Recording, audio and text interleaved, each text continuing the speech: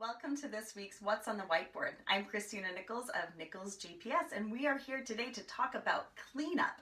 Yes, that's right, cleanup. It's that time of year when we start to think about how we can clean up and prepare for the coming months. So, cleanup. It's actually quite simple. You know, everybody looks at a project and looks at planning for the year ahead, and it looks really complicated and pretty scary. But it's actually pretty simple. The number one thing to do, number one, above all, think about who you are communicating with. Who is it? Are they donors? Are they ticket holders? Are they people who've worked with you once and never communicated with you again? What do they look like? Some people call these personas when you create them and think about them.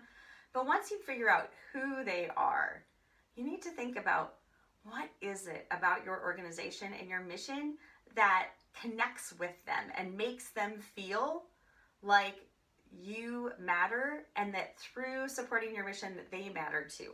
So if we're talking about who, there are really two other steps to think about. We move over here and we think about how we're going to communicate with them and what we know about them. This isn't actually what we're communicating with them, but what, sort of like a data. Those are the two key pieces after we figure out who it is. And sometimes we need these to figure out who it is. So it can be kind of more like a cyclical thing. But how are we going to communicate them? Have you always done a quarterly mail solicitation and that's sort of it?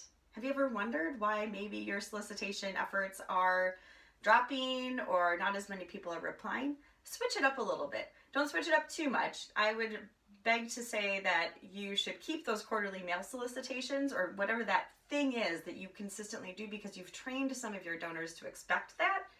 But then mix it up a little bit. Throw an anniversary letter in, throw a call in, throw an email in, mix things up a little bit, but still stick with your foundation because you do train your donors and they come to rely upon you and your consistency in order to give to you. So how are you communicating? What are the channels? When are you dropping things? And what does that correspond with in the rest of your year? And the other is, what do you know about these people? What are the things they like to do?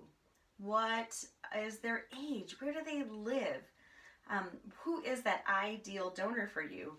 And find the data to support what it is that will help you to define and refine this who. And this is not a static process. This is not a one and done thing. You do this consistently throughout the year, year over year, year over year. But if you think about the who, the how, and what you know about your who, you're going to get better results just by refining the way you do things. So if you'd like more information on how to do this specifically with mail, although there are plenty of other ways that you can apply the following information, I do have a downloadable guidebook at NicholsGPS.com and I invite you to check that out. Thanks so much. I hope you're having a great day and see you next week.